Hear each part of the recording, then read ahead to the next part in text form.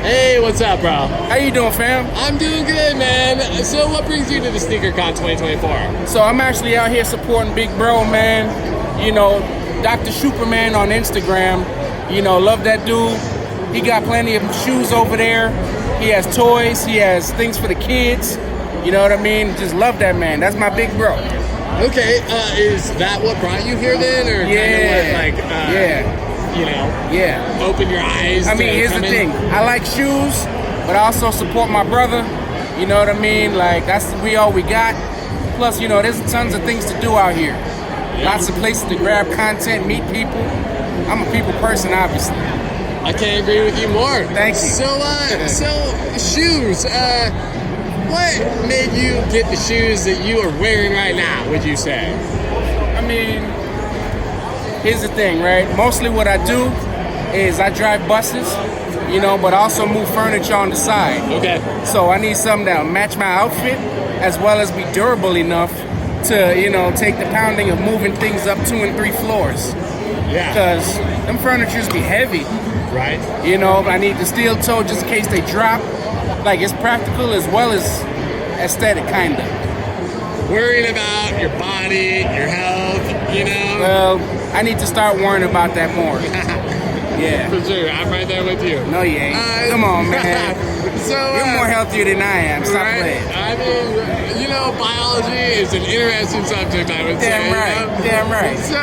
So, you know, what is it that you do, if you don't mind me asking? So right now, what I do is I work for an insurance company, and what we do is we're educating the masses about how to retire and supplement their retirement by using insurance as a vehicle to leverage their wealth, as also build it and protect it. Wow, okay. Yeah. Can you get maybe more in detail with someone that has never heard about what you've just mentioned, you know what I mean? Okay, check this out. So what we do is we educate a consumer about a certain account that gives you between 12 to 15% yield on your money, you know, and irregardless of how the market goes, you're making a high of at least 15% and a low of 0.75%. And also, we also teach the consumer ways that they can use life insurance to actually leverage themselves an extra $1,000 to $4,000 in their spare time. So if they want more information, you know, then they can drop the word more in a text message to me at 720-985-8758. Once again, drop the word more to 720-985-8758. Me and my team will be happy to talk with you, fellowship with you, and see how we can get you to retirement the right way. Right on, man. So for those that are like, life insurance, what the heck? Why would I invest in that? Why do you think it's important for your life? Well, here's the thing, right? Most people think of life insurance as a bill, but guess what? It's actually an asset because you have certain accounts that can actually build equity over time. Also, it gives you something called living benefits. You know, we can explain these in further detail, but it's like a Swiss Army knife of insurance. You know, you get your benefits for one, face value, then you get your living benefits, and you also get your equity. Because guess what? 70% of Americans don't have $1,000 just in case they have an emergency. And guess what? You could be behind this camera right now, or I could be behind the bus. We get sick for whatever reason. How fast are we going to go through our savings? What are you going to leverage to pay your bills? Wouldn't it be nice not to be in debt for once? All I'm saying is, we're here to help. So talk to your boy. It's only a 30-minute conversation if you're honest. Heck yeah, man. Well, thank you for giving back to the community. I can't appreciate more. Absolutely. And, you know, Sneakercon, what's one thing that you maybe caught your eye that you look forward to maybe looking back when you leave? Oh, so just all the people I meet, you know what I mean? All the different vendors and the shoes, you know what I mean? I've been a big Jordans person, big Jordan fan since I was younger, you know what I mean? I don't get every iteration of the shoe, but guess what?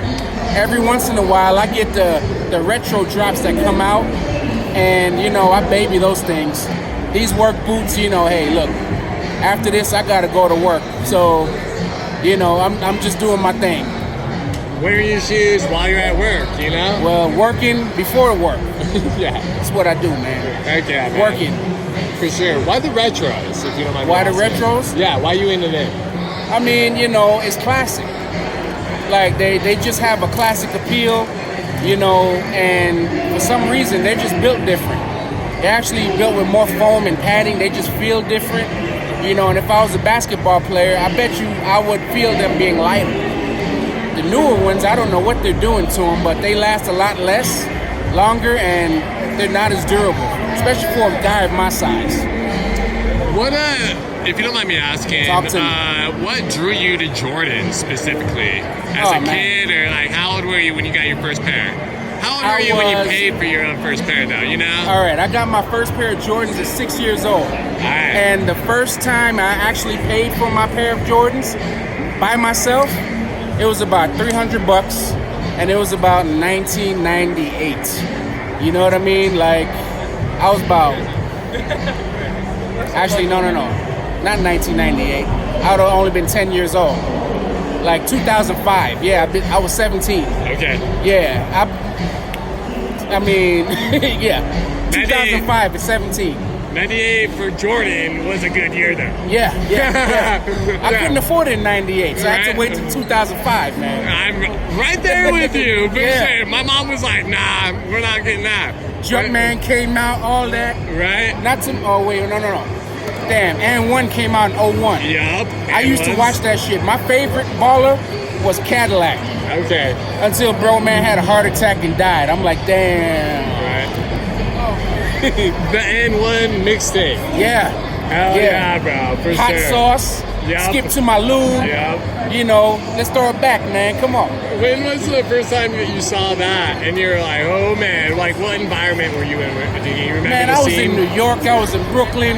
It was the midnight. Well, it was early 2000s. Right. You know what I mean? When The video stop came and out. frisk was a thing. Yeah. And it was just a different time then. It was. Yeah. Yeah, the video content was from the early 90s. 90s basketball. Yeah. Completely yeah. different. Yeah. For sure. Yeah, man. Actually, I they miss might it. have stopped in 01. Okay, you're right. That was the last time they dropped it. Yeah. Yes. I'm getting the dates mixed up. Oh, no. It's all good, man. It's Yeah. reminiscent on memories, Man, it's a good and time. footage, It's a for good time. sure. Basketball, music, shoes, Why do you think that's just, like, important to you personally and identity? Why is it important to me? Yeah. Because it's part of who I grew up with. I have certain memories of those things, certain shoes, certain smells, certain people. And just life was different back then. Like back in the 90s, man, people would dress up all kinds of ways and they didn't give a damn. Black pride was a thing. You know what I mean? Not black power. We love them, but that's not who I'm about. But anyways, everything was just different. The styles, the way they spoke, the music. Oh man, the music. The music in the 90s was raw. R&B, they made classics. But guess what? I'm a Jamaican boy. You know what I mean? So guess what? I grew up listening to everything from the 50s all the way to the 70s and 80s. And yeah, that just kind of sums it up, man. Things and times were different. Basement parties, block parties. You know what I mean? Like, just, yeah. Yeah, I would say, block parties that, you touched on Black Pride, you know what I mean? Which is, a power to this world. It is, it really is. Yeah, but here's the thing. One is malevolent, one is benevolent. Right. You know what I mean? Because Yeah. here's the thing. We can go into a whole conversation about that, but you know what? I'm all about love. Yes. And history is history. Sure. And the media doesn't make things any better trying to throw it in everybody's face to turn it against each other. Right. You know what I mean? Like, we can talk about how we did each other wrong, this, that, and the third, but is that really going to solve anything? I think moving forward, it's an example of right. what the hell we should not be doing anymore. Right. See what I'm saying, though? Yep, for sure. And that's why it makes me wonder why they're trying to take history out of schools yeah, and rewrite the books. sure. Then again, we both know that the first half is bullshit, the other half is lies. If they even get the book, right? See what I'm saying? See what I'm saying? Yeah, man, and thank you for taking the time to speak with me, for sure. I can't appreciate it more. And so, one thing that you look forward to bringing back to your community that you're like, whoa, I did not know that, or, like maybe a shoe or a style or anything. Yeah, just knowledge and empowerment, man. Because shoe sizes are different, but everybody has the same capacity for knowledge. They just have to want it more than anybody else. Knowledge, very strong and very, important with humanity, and the availability of it should not have barriers. You know what I mean? And I can't agree with you more. Just like touching on that. You know what I mean? Like everybody should, want to learn or be able to learn, have the accessibility to learn with no one stopping them, no one holding them back, And they do. Right. Most people just choose not to. Right. Because guess what? It takes more effort to learn because you might fail versus just being comfortable and staying where you are. Yeah, and failing is a lesson in itself, you know what I mean? It's okay to fail. That means you hopefully can learn from that failure.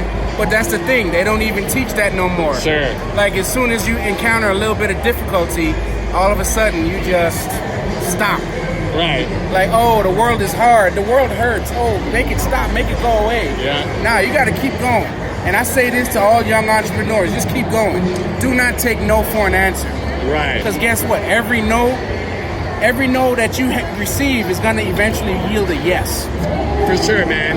I would say, the stickiness of that gold star on that board eventually is going to fall to the ground. You know what I mean? Facts, bro. And Facts. the people that didn't get that gold star is still up on that board now with the gold star people that fell. You know what I mean? So it's like, all right, we're good, Yeah, exactly. Everyone is the same, Exactly. Right. We might have our different backgrounds, okay, which is important with who we are, as individuals, right? Oh, yeah. For sure. Thanks, man. Absolutely. Where are you from? I'm from Brooklyn. Okay, hell yeah. Yeah, man. I came out here in 04, took care of a sick parent, and I stayed ever since. Wow. Thinking about someone else and not just yourself. Yeah, pretty much. You know what I mean? My mama was my world, and, that damn cancer took her, but I'm sorry to hear that. it's all good, man. She ain't suffering no more. Shout out to your mom, right? Yeah, facts. Hell yeah, bro.